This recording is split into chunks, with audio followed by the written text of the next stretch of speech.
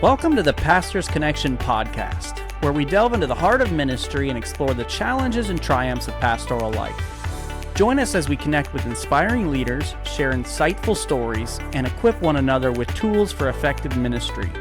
Together, we can foster a community of support, encouragement, and growth in our calling. I am your host, Thomas Osterkamp, and I lead Beachside Community Church here in Palm Coast, Florida. Today's episode is brought to you by Family Meeting. The Family Meeting exists to help you have the meaningful relationships that you desire in your marriage and family. Along with the podcast, Thomas and Lysandra offer books, devotionals, as well as speaking at marriage retreats and conferences, providing real, practical help for ministry families. You can contact them today at info@familymeeting.org to help the marriages and families in your church grow stronger today. On today's episode, we have my man J.C. Groves here with us. He is the lead pastor at Hope Church in Ringgold, Georgia, and the host of the Recovering Fundamentalist podcast. So glad to have you on today, James. Thanks for joining us. Glad to be here. Yeah, today we're going to be talking about personal growth as a pastor, sharing some of your story, the RFP. For those that aren't familiar with that and don't have the same background we do, they'll get a little insight into who we are, and of course starting Hope Church. So a lot of great things we can cover today. Sure. So as we get started, though, I like for people to get a feel for who you are as a person and all of that. Can you just kind of share a little bit about your family with us? Yeah. I'm excited to be here. Thanks for the invite. My wife, Kim, and I, we met on this incredible app called MySpace 20 years ago. And Going back. Before farmersonly.com right there, amen. But so we met, and she's from Paris, Texas, and we met, got engaged, got married. We were working at a church here in Catoosa County, and shortly, about 2.5 years after we got married, we ended up moving to Salt Lake City, Utah, and I guess it was in the water because the kids just started coming. And man, we have 6 kids: Caden, Colton, Corbin, Kinsey, Katie, and Caroline, or as I like to remember them, Moose, Butters, Bubba, Sissy, Tink, and Lil Red, and they are 15 to 7 years old. I believe that's okay. Right. And they're good kids. We have two doodles. We got a Labradoodle named Bobby and a Golden Doodle named Bowden. We're diehard Florida State Seminole fans, and I know that means nothing to you, even though you live in Florida. But go Noles! And we are, we've been in student ministry for a long time. I was campus pastor for 10 years at a multi-site church, and college pastor for a few years, and now we are church planners and lead pastor for the last 2 years. And that's kind of a little bit of who we are. And I thought keeping track of my 4 was tough. I mean, man. 6 it's like of them. herding cats. You just kind of do it. You got a birthday every other week to keep track of here. Man, I'll be honest with you, and this is the problem. My wife doesn't do the birthday parties on their birthdays. I honestly don't know if I could tell you all of their birthdays right now because they're just parties and random dates. And I'm like, whose birthday is it? She's like, Butters. And I'm like, he just had one. She was like, no, that was Bubba. And I'm like, I don't even know. Exactly. They all run together at that point. And they're all in different months. So that doesn't help. No, not at all. So going back to MySpace, I got to ask this question. Oh, no. How long did it take your wife to make it to the top space out of your 8 spaces? I think when we met, MySpace was kind of coming to the end there, and I'm pretty sure you could have like top 25 if you remember how it got stupid there at the end. Yes, and you could just have tons of friends. I think she made number 1, and then MySpace went away a few months later. I don't know. I don't think we use MySpace that much longer. It's funny. I was actually writing a blog. You remember Zanga.com? Yeah. Oh, yep. That's where it was at. I was posting on Zanga.com all the time, and MySpace was just how we would communicate. And I was working for J103, a Christian radio station here. I was on Saturdays and Sundays from noon to midnight, and she would tune in and listen in Paris, Texas, because online radio was starting then, and she would listen there and then be messaging me on MySpace. I'm like, man, who would have thought just 20 years later the technology that we would have? Yeah. It's crazy what we have gone through as far as technology. Yeah. It's almost, I saw somebody talking the other day that said, our phones have trained us, because I can't imagine what life would be like without all of the technology that we have. But I remember back when I first started driving, I didn't even have a radio in my car. I had a boombox with those massive batteries sitting in the back seat that I would have to turn the dial, had a pager up on the, and then try to find a quarter to call, or 50 cents, on a payphone, or what was that number? 1-800-COLLECT. Collect. I love that. Yes. You have a collect call from Dad, it's a boy. Yep, exactly. Yeah, those are fun. Get the message in fast. Yeah. I try to explain to my girls about traveling around anywhere with paper maps, and they don't even get it. Rand McNally. That was the way to go. Yeah. So I told my kids, it's like, we used to have to read our directions. You mess up, it doesn't tell you. You misspell the word, and you don't know where you're going. Yeah, so our lives have kind of been circling each other for a little while now. Never really had a chance to sit down and have a conversation with you. I'm kind of familiar with your story a little bit. We've got familiar backgrounds, but let's talk a little bit about personal growth as a pastor. The way that I grew up, it was the pastor had it all figured out. Life's totally together, and basically never changed his entire career or ministry. Right. Which, I mean, if you got it all figured out at 29 as a lead pastor, I was, write a book. then yeah, you're definitely not learning and growing. But how would you describe your journey of personal growth in ministry over the past decade or so? Man, I definitely feel like every day I wake up, I'm trying to figure out how to do this better. It has been a crazy journey from even those first years of ministry to now lead pastoring. And it's incredible over the past decade in my journey, my ministry journey. It's been one of deepening and one of understanding God. And I know that could seem cliche, but that's been this journey that I'm on, how to pastor, how my own leadership style, focusing on cultivating humility, empathy, servant leadership. Those are things over the last 10 years that have really started coming to play while actively seeking to improve my preaching, pastoral care. I was a campus pastor for 10 years, and while doing campus pastor, I didn't preach. I was just doing more pastoral care, pastoral counseling. And so I got the empathy side of that, and now lead pastoring. It's a big difference when you do all the pastoral things and then preach every week. And so over the last 10 years, just really trying to understand God more with where I am in this life. My personal devotion, I feel like, we lead from the overflow. There's been a lot of times in this last 10 years that I've just led, just giving because it's what I'm supposed to do, and not giving from the overflow or leading. And all those things I just mentioned, empathy, pastoral care, preaching, pastoring, loving people, it all happens from the overflow. And so that's been one of the biggest areas there. I think theological growth, I've engaged in further education and study. I just had an episode come out talking about education, just trying to continue to grow and learn constantly. My faith has been stretched so much in the last 10 years, through circumstances, trials, storms, good times. A faith that is tested is a faith that can be trusted. And I believe now more than I did 10 years ago that God is in control and he really is sovereign, and I'm just learning to lean in on that. I think one of the biggest things I've learned is if I'm maneuvering or manipulating the Holy Spirit to act in any way on my behalf, I'm not fully trusting. And so just, my personal growth, just trying to become a better pastor, and just walking with humility as a servant, equipping, just trying to be more who he has called me to be. And those are tools that I put in to try to be the best pastor that I can be. So I think it's been an incredible journey over the last 10 years. I think back to where I was 10 years ago as a campus pastor to where I'm at now. And in that 10 years, I was a campus pastor, a college pastor, and now a church planting lead pastor. So it has changed and ebbed and flowed quite a bit over the last decade, if you will.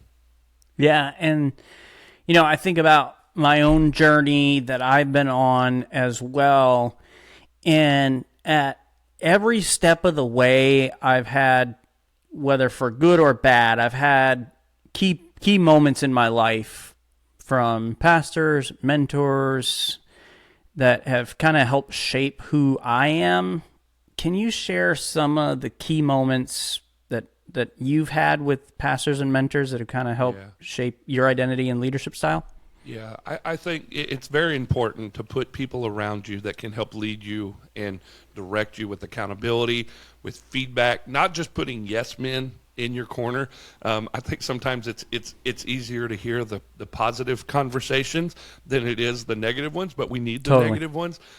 Some guys that come to mind, a pastor by the name of Billy Wood. Many pastors can say that Billy Wood is a mentor to them. Billy has been one of my mentors for 25 plus years. Met him when I was in high school, and just his constant encouragement, but also his correction and helping me.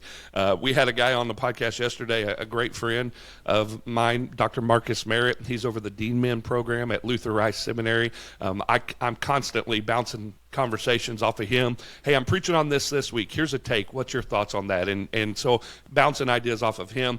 Got a good friend that just is an incredible prayer partner, if you will. His name's Danny Hesterly. He was a youth pastor for a while. He runs a ministry here called Pray Chattanooga, but that's a prayer warrior, and he's constantly texting me. It's almost every other day. It's almost like if he doesn't text me, I'm like, hey, dude, you good? Because he's like, how can I pray for you? That has been a mentor in my life that has really helped me just become a student of prayer and just leaning in on that. Got a buddy up in Ohio named Jacob Kessling who asks deep theological questions. He pontificates on esoteric ethereals to the point I have no idea what he's talking about half the time, but he's poured into my life. I got an old curmudgeon here that's on our leadership team. His name's Joe Lesson. This dude is, mid-70s. He's a grouchy old man, but he has lived life. He has done ministry for a long time. He was part of the Sojourner Church when it first started. He's just got a lot of life, ministry, and experience, and I talk to him all the time. We get together, and he's the negative side of everything, if you will. I think you need somebody negative in your life that just looks at the world like, yeah, But when I look at all of these men in my life that speak into me, that I've allowed the opportunity, that I said, hey, here's my life. I'm giving you the opportunity, the privilege, if you will, the honor, the I respect you. I don't know the right word to put on that. Speak into it. And I don't want to just, that was a great sermon, or, oh, you're awesome, or great, you're a great galvanizer. There is encouragement in correction. There is encouragement in direction. There is encouragement in hearing things that are going to help you grow. If you're always just getting people patting you on the back, you're going to keep doing what's insanity, doing the same thing over and over again, hoping for a different result. And so, God has really blessed me with putting some of these men in my life. And don't get me wrong, they're an encouragement as well, except for Joe. But everybody in my life, they encourage, but they also direct. And, I can't pinpoint one moment, if you will. I mean, I could probably if I thought about it, but it's been, especially just over this last 10 years, just watching their faithfulness to accountability, their faithfulness to friendship, and they're leading me out of the overflow of what God's doing in their life. And so it's been real important in my life to not just lead in silo, but to, I have a couple of them that will get my sermon videos and they're like, hey, you could have said this differently, or why do you got to, so that's been something that's very important in my life. Just those mentors that have helped shape me who I am today as a pastor and a husband and a dad. That's not just pastorally. They speak into my life as a pastor, as a dad, as a husband. I got an accountability call every week that I know they're going to ask me, how are you doing? And if I lied to them, I lied to them. But, they're wanting to know, not for their good, but for my good. And so as open and honest as I can be, that's what's going to help me. Yeah, and I love the example that you're setting for other ministry leaders to surround yourself with people that have permission to speak into your life. And I know that there's a lot of guys out there. We deal with them every single day in the Pastors Connection network group that feel so alone, so isolated, don't know who to turn to. And I just want to speak to them for just a second and say that's exactly what this network is for, is to find people that you can invest in, but also will turn around and invest in you. Yeah. And just making sure that you're open and vulnerable to them. So as I think about, the journey over the last 10 years or so, how would you say that your views on ministry and church culture evolved from when you first started till now? Listen, the JC that started 20 years ago, man, to where I'm at now, it's like a totally different person. It was extremely, extremely seeker friendly, and not saying that's a bad thing. We all do that in some regard, but mine was like, I'll go short of like tap beer in the lobby to get people in. It was just like this uber hype energy. And what I have learned over time is that when the hype fades, nothing remains. You've got to have some substance. You've got to have some foundation to build on. And my views on ministry and church culture over the last 20 years, from starting as a youth pastor to a campus pastor to a college pastor, now to a lead pastor, has become more inner, if you will. There's still this draw to bring people in. I mean, we still promote on social media. We still put out the ask. We still invite folks all the time. But what I'm focusing on is discipleship and people really owning their faith. I think before it was just a lot of hype of come, be part of this event culture, this hype feel. But right now, where we're at, we want people to own their faith, because I look back as a youth pastor, as a college pastor, and I realized that a lot of these young people had my faith or mom and dad faith or teacher faith or preacher faith. And when they get to college and that one professor starts poking holes in their faith, they have nothing to stand on. And then as a pastor, I'm realizing, hey, this is just like youth groups, just with adults that have full-time jobs. And so I want our church to own their faith, to know why they believe what they believe. And that happens through discipleship, through reading the word, through understanding. And so I think what my views on this have changed. It went from a lot of hype to a lot of, it's crazy to think the church that we planted now, we don't have a moving light. We don't have a hazer. 20 years ago, JC would have been like, let's get it on in here. Man, it looked like a daggum rave in here. But, just the things that I tend to focus on when I first started are just really not even substance anymore. It's more just about people owning their faith and running with it. That could be maturity, as one of my mentors said, or it could just be I'm getting old and fat and don't want to keep up the hype anymore. Sure. The energy it takes. Oh, it's exhausting. Obviously, discipleship looks a little different in every context. Sure. What does discipleship look like at Hope Church? Yeah, we're actually going through a season right now where we're looking and reevaluating our discipleship platform. When we started, it was easy. We just did small groups because that's what every church is like. Oh, we'll do small groups.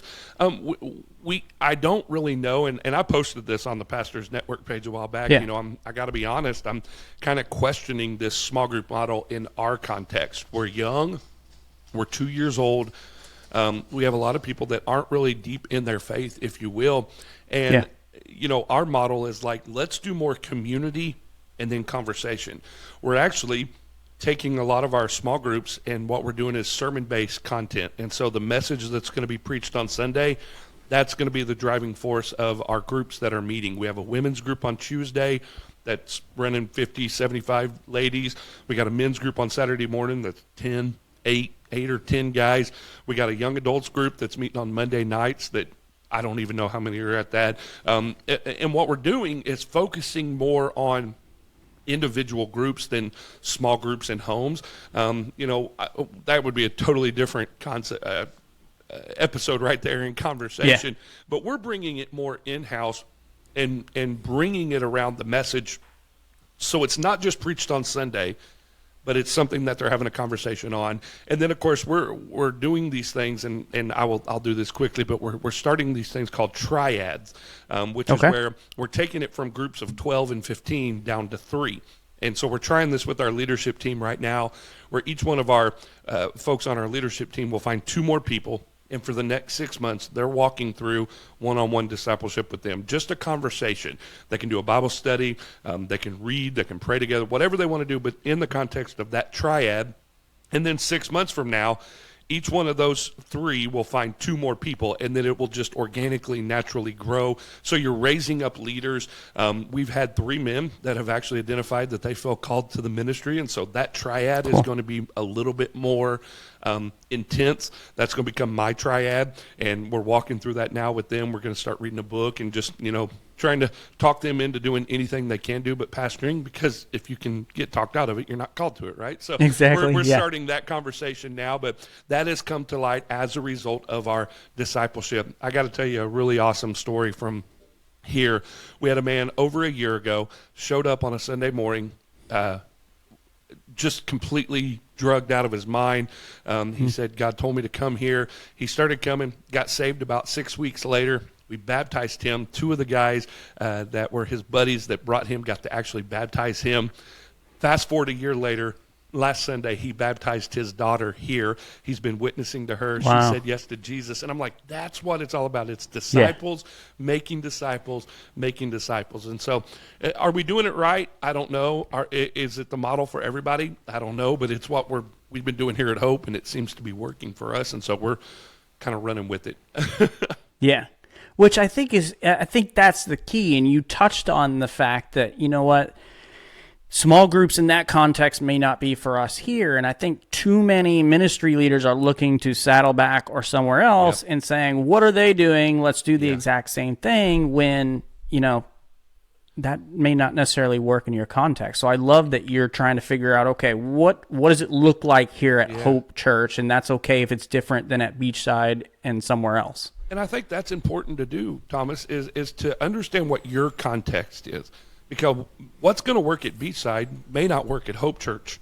And what's going to work at Hope Church may not work at Billy Bob Bible Church. You know what I mean? Because you got to understand your context, the people that God has blessed you to steward, and just lead through that. And, I think what we have done is we've just navigated to small groups or to Sunday school or to, because it's what we've always done. Be okay sacrificing sacred cows at times and throwing some noodles on the wall and seeing what sticks. And who knows, that may be where God wants to take your church to a whole nother level. Yeah. Well, and it's like Jesus was such an innovator in how he did things and stood against the religious culture of his day to say, no, this is the way that we're going to do it. And, following his example, same message, but it may look a little different at your church than at mine. Sure. So let's switch gears here just a little bit, because the way that I got introduced to you was through the RFP, Recovering Fundamentalist podcast.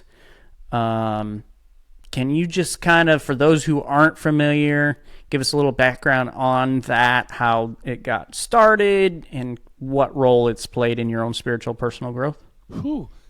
So the podcast started a little over 6 years ago. I was on my way to Paris, Texas, where my wife's from, and we drive at night so we can knock the kids out with some Benadryl. Yeah. And, they sleep all night, and we drive. And I listen to podcasts all the time. It's what I do. And so I put my headphones in, and I was trying to find something that was in the context of independent fundamental Baptist, legalism, fundamentalism, IFB. That's the world we grew up in. I was raised independent fundamental Baptist, a lot of legalism, a lot of man-made rules, and I could find nothing regarding that. And so I got on the phone, called a buddy, said, "Hey, got this idea. Would you want to be part of this podcast with me?"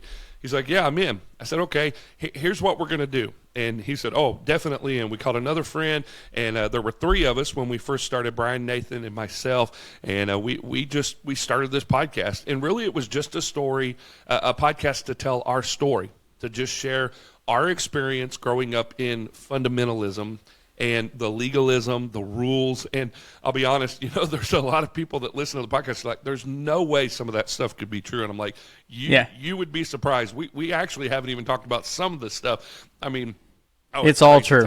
It's all true, plus some. And so the podcast, I mean, after like 6 or 7 episodes, we were over 100,000 downloads, and we're like, okay, this is actually something that needs to be heard. And folks were starting to reach out. The Twitter storm, as I like to call it, started happening. I mean, the positive and the negative started hitting.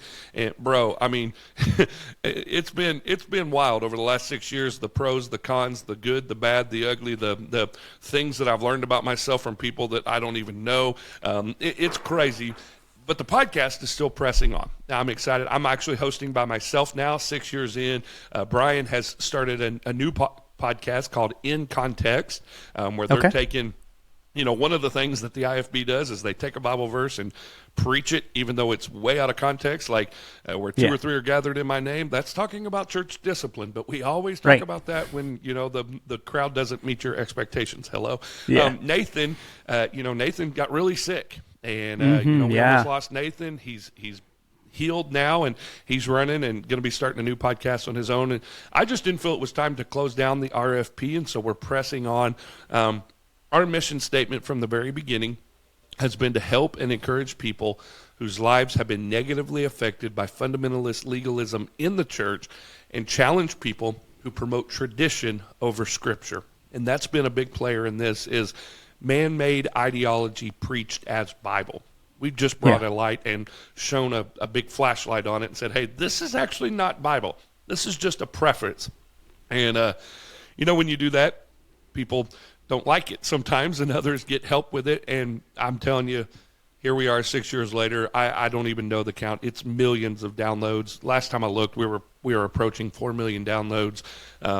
It's unbelievable. It's actually the guests that we've been able to have on. Never would have thought I'd be able to talk to those people, but the door has opened because of the podcast and the opportunity to just speak into thousands of people's lives. And I'm thankful for that.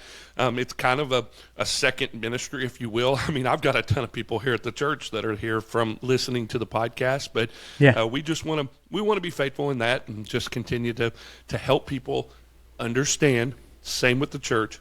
Own your faith. Don't just take it because it's what the preacher said or the president of your university said. Own your faith. And that's kind of the underlining theme of the podcast. Yeah, and for those who are listening and you've never heard things like IFB or Fundamentalist Baptist, the way that I kind of describe it, and you can correct me if I'm wrong, but I kind of describe it to people who don't know, is it's basically a cult. It's a cult.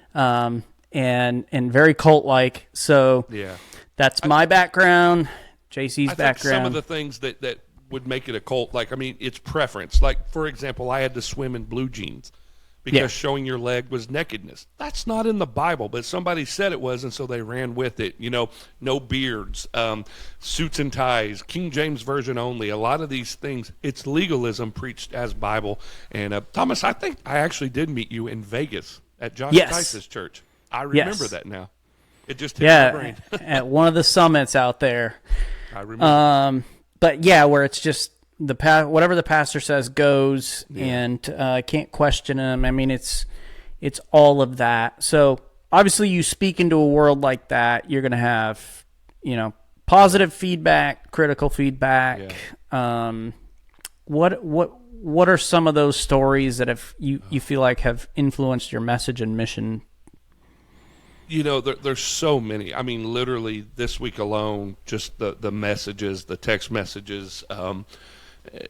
There are so many. We've helped a lot of people not just leave legalism, but deepen their faith with Jesus through our experience. And that's the whole goal. A lot of the negative talk that we have are people saying that we're bitter, that we want people to leave independent fundamental Baptist churches. We have never said that.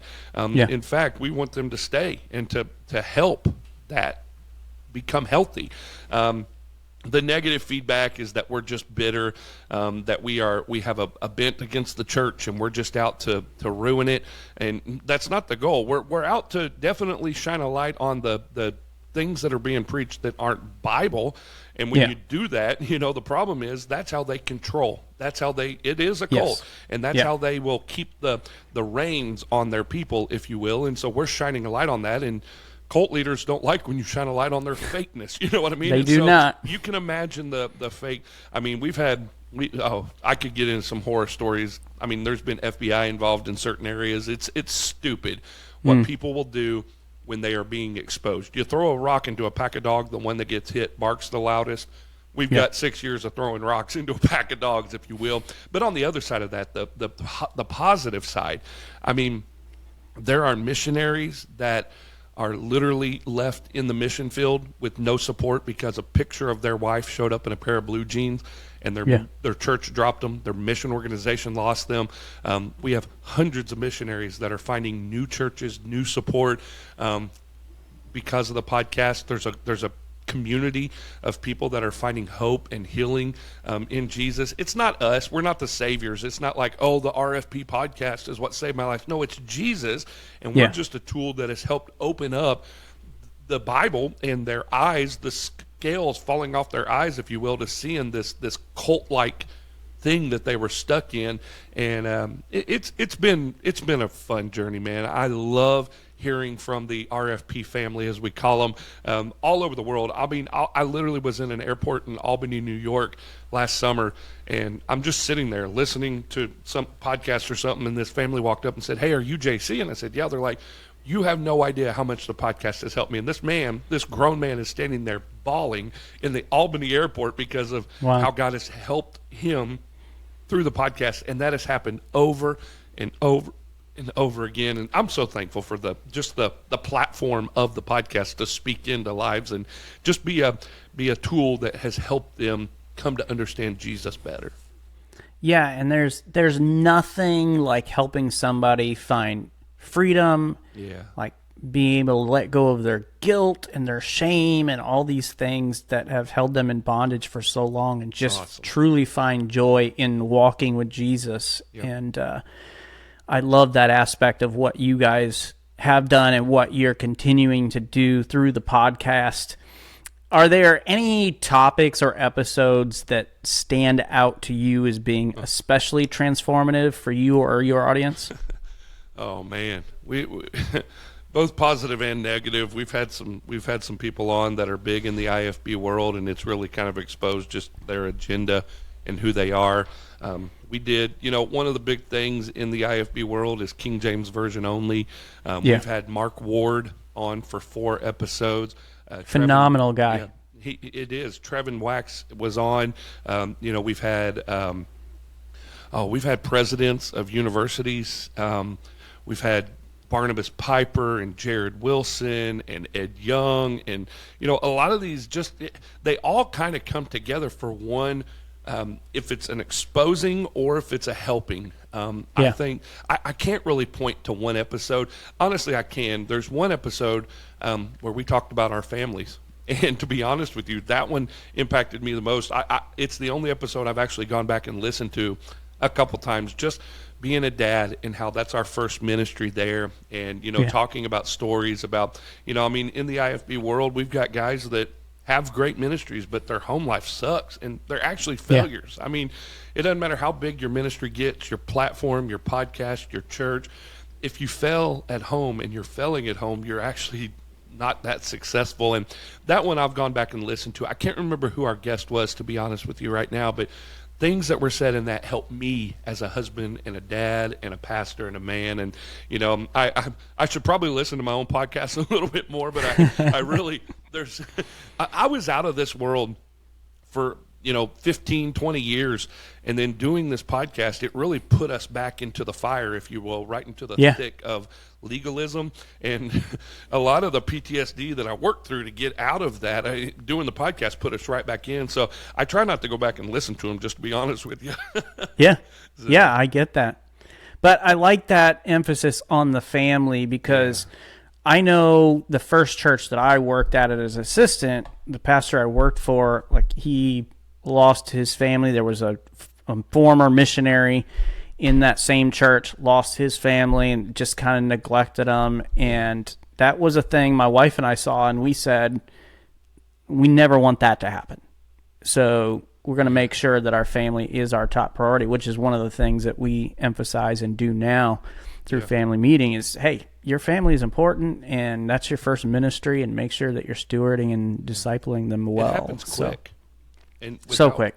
Without warning, too. I mean, it's so easy, especially with church planning, to just be all in, and you miss it, and you look back, and, when you lay down in bed at night, like, man, I didn't talk to the kids at all today. I mean, that's why accountability is so important to help keep a finger on the pulse of that. Yeah. So speaking of accountability, I'm going to ask you this question. We have Friday as our family day, so obviously there's things that do come up that we have to work Friday, but we make it up. Do you guys have like a family day or something that you set aside and say this is a safeguard where it's just our family time right now? Yeah. Being that the state that we're in right now with the church plant, we don't have a day. It just happens. Like tonight, we're going to a Chattanooga Lookouts baseball game. Cool. There'll be times where, we'll get up. And one of the things we noticed is we do a lot of stuff with our kids in groups. And the wife and I, a couple of years ago, were like, we need to individually focus on them. So one kid a week I'll take on Monday morning, go eat breakfast. And, it's cool. just me and her or me and him time just to sit and eat and nobody else. It's just focus on that kid. We don't have like all day Friday that's just family day because the church plant is a family ordeal. And, we're all in on this. We were here last night hanging up some posters and we cleaned the church. So we're here together, and it's, there's not a Friday family day that we do. It's just, I don't have another job. So like Tuesday, if we want to go, play putt-putt, we're going to go play putt-putt, and cool. that's, I'm so thankful for that freedom right now to do that. Yeah, and it's nice that you're taking time to individually invest in your kids. I mean, with 6, that's hard to do. It but is. It's something they'll never forget. Especially being a church planter with no money, going to breakfast 6 times a month is a little rough too. Exactly. Yeah. So you mentioned the church plant, Hope Church. What led you to plant Hope Church, and how did you know it was the right time and the right place for you? I still wonder some days if it was the right move. I've been there. So I started in this community 23 years ago as a youth pastor, and God took us to Salt Lake City. We were youth pastors there, but our heart was here. And then 3 years later, God brought us back to Catoosa County. I was a campus pastor at a multi-site church that has 6 campuses, but they wanted a campus here in Ringgold. And so we moved back to be the campus pastor where I gave my 30s, 29 to 39. I worked at Rockbridge as a campus pastor. We moved into a $7 million, 40,000 square foot sexy building on Sunday, and I quit on Monday. About a year before that, in 2019, not to get into the weeds too much, in 2019, I was standing up on this platform, a concrete slab, 2 steel beams up, and God clearly said, JC, you're done. Your job has been to get us to this building. You're not the one to be the pastor to lead us in. And I was like, you got to be kidding me. We started with 12. We're running over 1,000 now. We're moving into a $7 million building. Like, come on. But it's like Moses staring at the promised land, like, come on, I'm right here. I go sit in that parking lot sometimes because I'm still connected to the Wi-Fi. I hope they don't listen to this and cut me off. But I go up there and I'm like, this would have been awesome. But I was comfortable. I knew it was where God wanted us for that season. I went and told leadership, and they said, well, where are you going? I said, I don't have a job. They said, okay, well, just get us into the building. So I started looking. A church up in Chicago, a big church, wanted me to come be the student impact director, Willow Creek. I said, no, just didn't feel it. I had a buddy, another accountability. He said, look, dude, you may be making some good money, but that's like making $20,000 in Georgia. You have 6 kids. You look like a walking Trump supporter. I don't think it's going to be a good move for you to go to Chicago. Well, then this little thing called COVID happened, and if you know, Chicago shut down. And, you know, that it was just God's provision, protection, providence, you name it. I ended up going to a church in South Georgia at Georgia Southern University, and they were looking for a college pastor. It's incredible God's kindness. We moved into the brand new building first Sunday in August of 2020. We moved into a new building on Sunday, and that church called me on Monday, and I quit on Monday and went to South Georgia. We were there for 3 years, and my heart, though, was still here in Catoosa County, and I knew it was time to come back. The best illustration I can give, Nehemiah serving in Shushan as the king's cupbearer, but his heart was in Jerusalem because the gates were torn down, the walls were destroyed. He was still serving faithfully, but his heart was somewhere else. That's how I've been. Utah, my heart was here. South Georgia, my heart was here. And so we packed up, moved here with no job, no house. We just knew it was God telling us to come. We were here for about 3 months, just building relationships, starting getting back into the community a little bit. I've been here for over 20 years, so I know the community well. Yeah. Sitting in coffee shops, people are like, "You going to start a church?" We're like, I don't know. I honestly did not plan to start the church. I was going to do evangelism. I go speak during the summer quite a bit. Was thinking maybe go in and work at a church or something like that. But enough people were just asking, and I told my wife that this may be what God's telling us to do. So we threw the name out there. We gathered on Halloween 2022 for the first night. We had 78 adults show up. I was like, "What in the world are y'all doing?" They're like, "We've been waiting for you to plant a church." I was like, "Oh, great, here we go." I said, "Y'all want to do this next week?" They're like, "Yeah." Came back the next week. We had 127 adults and 15 kids. We're meeting in a barn. Our Incredible. nursery was a rodeo arena. I literally was preaching and looked out and watched the kids chasing a baby cow around, and I was like, "They're going to wrestle that calf." That was our child care. We went that night. That's funny. We moved into 4 weeks in as a church. We moved into a 120-year-old building. We took on a $4,500 a month rent plus expenses. We never were late on a payment. 4 weeks in as a church, and God was just faithful, brought the right people. We were getting to 2 services, 3 services. That building was 120 years old. It didn't get warm in the winter. It got warmish. It never got cold in the summer. It got coolish. It was just a lot of money spent. God opened up the door for this building that we're in now. We moved here in October, almost a year later. We celebrated our 2-year anniversary in this building, and it's incredible. We went from a 120-seat auditorium to a 350-seat auditorium. We have a few chairs left in the auditorium. We're out of parking. There's only 98 parking spots here now, so we're literally parking up and down the highway, and the cops are not happy with us every Sunday. But God is faithful. We've had over a month now where we've had over 350 in attendance. Praise God. That's cool. We baptized Sunday. We will baptize our 80th person in 2 years as a church this Sunday, and That's amazing. It's just been fun. We put our yes on the table and said, "God, here we are.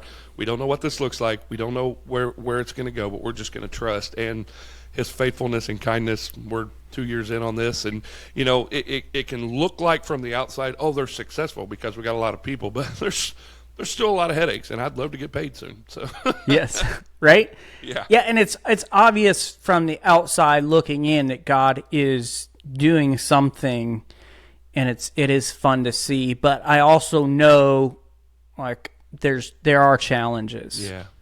So what would you say are some of the biggest challenges you have faced or are facing, and how is God showing up in those moments? I know this is going to sound crazy, but quick growth has been the biggest challenge. From starting to 2 years in, from going from 0 to 350 in 2 years, that's cool. Yeah. But that also brings on some headaches. Volunteers, Sure. A lot of people just want to come. There's that consumeristic mentality. Because we are new, there's this, let's go check it out.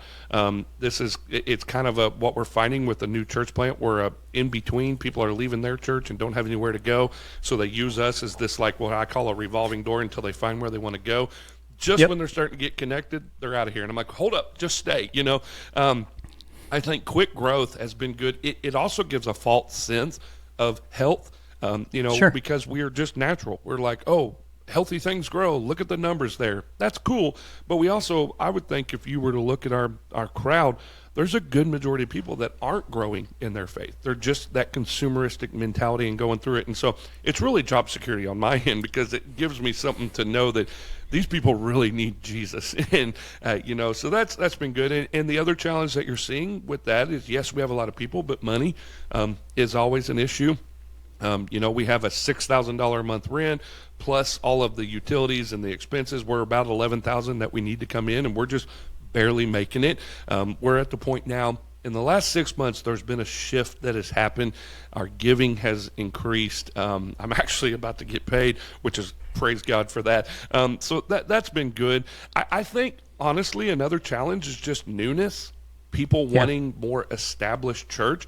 And so they're willing to come in and understand that newness, but it's like the honeymoon phase on anything. When that wears off, they want something established that has budgets, and you know what I mean. And I'm like, we're almost 3 years old. You got to breathe on that. You know, we're not even crawling yet. Like, we're still rolling around in infant stage. You know, and so those are fun challenges, and we're learning and we're growing through all of that. But it's definitely some. There's the positive, but those are the negatives.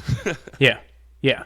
Well, and it's like, I liken it to my nephew. So my nephew was way taller than normal kids his age. Right. So he's like 5 years old, but he's taller than like 10 and 12-year-olds. And so like I'm expecting him to act like a 10 and 12-year-old when it's like, kid's 5, like cut him some slack. So yeah, that's exactly right. that quick growth, like you said, can give an appearance and be a challenge in and of itself. And I think that's good for some pastors to hear who, well, we're not having that explosive growth. Growth must be nice, but at the same time, it's like, yeah, but if I don't have the workers and the leaders for all these people, that's going to end up limiting us one way or another sooner or later. So, it's definitely a tension to manage. Yeah. It's interesting, though, to hear you say, I've not really had this conversation with anybody else, but to hear you say that the last 6 months your giving has kind of gone up, because that's been true here at Beachside. Yeah. So I don't know if it's a trend like that's happening or it just happens to be our two churches, but I find that very fascinating. I don't know. I think we've made an intentional focus to talk about generosity. You know, that's going back to the IFB world. I mean, we would have 30, 45-minute offerings, you know, and it was like something I'm like, I don't want to do. And so I actually forget to take the offering some days. But we worship, we preach, we take communion, we baptize. Giving is a form of worship. And we've done this in a non-legalistic way to where it's like, hey, here's the importance of why you give. And you'll listen to the podcast, you know me, I'm uber transparent. Like, I'm just like, what you see is what you get. And so I only know one way, and that's just being honest. I'm like, hey, you know, we got to have some money or we're not going to be open. When we moved back in September of last year, we had nothing. The church we were renting, every mic, light, chair, everything. We did one offering and raised almost $40,000 in that one day, and that purchased everything in this new building. Wow. Well, here we are again. We're like, okay, we need a little bump to get into the summer. We thank you for your generosity in giving, but we need a little bump. We did a special offering. We do them the first Sunday in May and the first Sunday in October, and we brought in almost $20,000 just this past little bit to help us get over that hump. Sure enough, the week that we do that special offering, 2 compressors on 2 air-conditioned units went down, and there goes $12,000. And I was like, you got to be kidding me, but praise God, it was in. I think what we're seeing, when we look at the percentage, we have something like 20% brand new first-time givers that are taking. So we just put this ask out and said, hey, just test it. Take from now until October 1st, when we do our expansion offering is what we call it, just give something. And we have about 20% are brand new first-time givers that are giving monthly. And, you know, it's not like we're not one of those prosperity guys that are like, hey, you give for the next 6 months, and if it doesn't work, we'll give you your money back. No, not pulling a Greg Locke here. You know, we're not that. We're also not the ones that are prosperity, like if you give, everything's going to be good. There's more. No, that's not what it is. But we want them to understand the joy of giving, and we're seeing that the vision is being cast, and they're seeing it and running with it. And so I hope the trend continues. More than 20% would be nice. But it's nice to know that people are catching the vision and the mission and are getting invested financially, which, you know, that is the wallet is the last thing to come. So that's always an encouraging metric. Yeah, and that definitely shows discipleship. That shows growth. That shows them owning their faith. And so that's a good metric that you can look at and say, hey, this is a growth area where they are getting it, you know? Yeah, so talk a little bit, we mentioned mission and vision and all that. How would you describe the culture and heartbeat of Hope Church, and what kind of sets you apart in the area that you're at? So we really, that 3 months before we started the church, I was sitting down at a coffee shop every Sunday morning, and just watching that place fill up on Sundays. And I was like, why are people here and not at churches? There's so many churches. I mean, they had to pass 50 churches before they got here. And there's this intentional community culture that was at that coffee shop. And I said, how can we translate that to our church? And so one of the things that we have strived to do from the moment you walk in is intentional community. Now, we on purposely have not done a greeting team. And I know we kind of got into some conversation on the Facebook page this past week about this, but we didn't do a parking team or a greeting team or a cafe team. We talk about hosts. We call our volunteers host team because everybody here is a host. If somebody shows up at your house, you're not going to point, you're going to take them to it. And so if you see somebody you don't know, introduce yourself. And that is taught from kids all the way to adults. Like, we are part of a family. And, intentional community is something that we have preached since day one. I think what's easy in our context is that we are new. We're creating culture. I mean, we're only 2.5 years in on this right now, so we're still creating culture right now. And, what is the saying? Culture eats vision for breakfast or something like that. I think our culture is what's really establishing. Our mission statement is very visible, and everything we do kind of funnels through that. We are a family following the way of Jesus. We want to live by faith. So what does it mean to live by faith? Well, we're going to have conversations about that. We're going to ask you to give. That's living by faith, to volunteer. Yeah. We're going to be a voice of hope to the community around us. So we want to do more externally than we are internally. And I think just the culture of community, we have, when we looked at our lobby space, we've got 6,000 square feet of lobby space now. We went from 600 square feet of lobby space to 6,000 square feet. Wow, and the whole feel was we want community. So we've got seating areas and tables. And man, one of the coolest things ever that I love about this building, when you walk into we have a rolling wall that sits exactly where our old wall used to be. So when you walk in, it's like 600 square feet and the greeters are standing there. But then you step around and you see this huge room now with like the couches and the tables and the cafe bar and all this, and it's just like this reminder of where we came from. But community happened in that 600 feet. It can also happen in this 6,000 square feet. And so I love it because before and after service, people are hanging around. I mean, it was almost 2 hours after service last Sunday, and people are still here, and I'm like, I'm going home. Y'all shut the lights off. So I think just continuing to create that culture has been one of the driving forces that we're trying to establish. That's great. I mean, and that's one of the struggles we have. We meet in our local high school, we set up and tear down, and it's like as soon as the service is over, people's mindset goes to tearing down, and we don't tell people to leave, but that's kind of the message that they get. And so we're trying to find intentional ways to build that community outside of the normal Sunday hour. So. Yeah, I faced that exact thing, a church plant years when we first started Rockbridge. We were a set up and tear down, and that's just the culture that it is in a portable building. Yeah. So thinking about the whole journey and what a ride it's been, if you could go back and give yourself one piece of advice before starting it, what would it be? Man.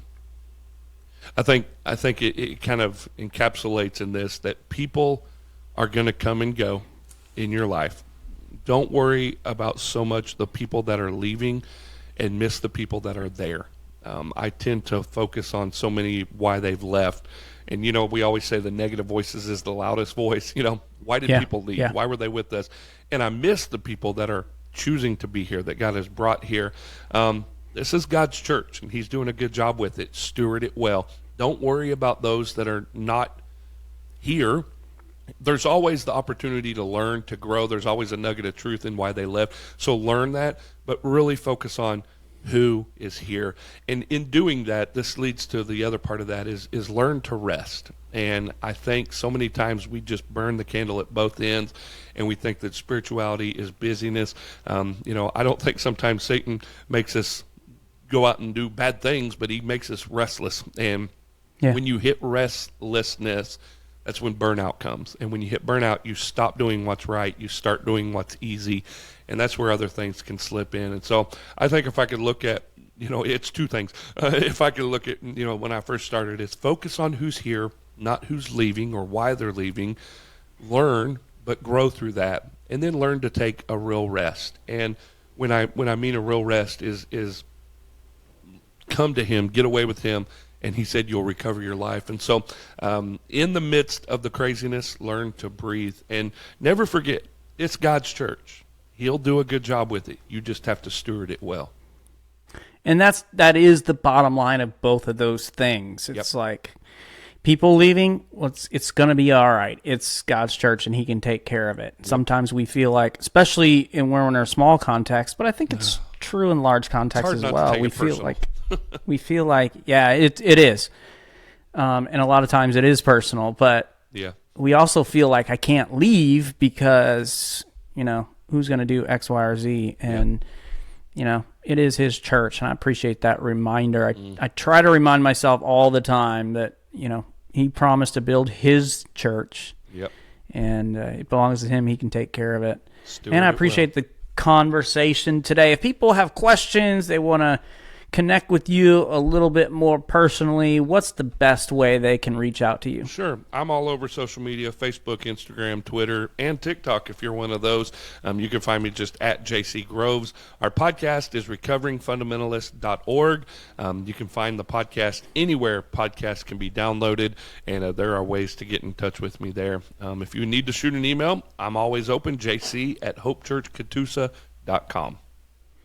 You can reach us here at the Pastors Connection Network by going to www.pastorsconnectionnetwork.com or finding us on Facebook at Pastors Connection Network. JC, I have enjoyed our conversation today. I appreciate you taking time out of all that you have going on to invest in us as ministry leaders. Steward well, fellas. God bless. Thank you for joining us on the Pastors Connection podcast. May you be inspired and equipped to lead with grace and purpose until we meet again.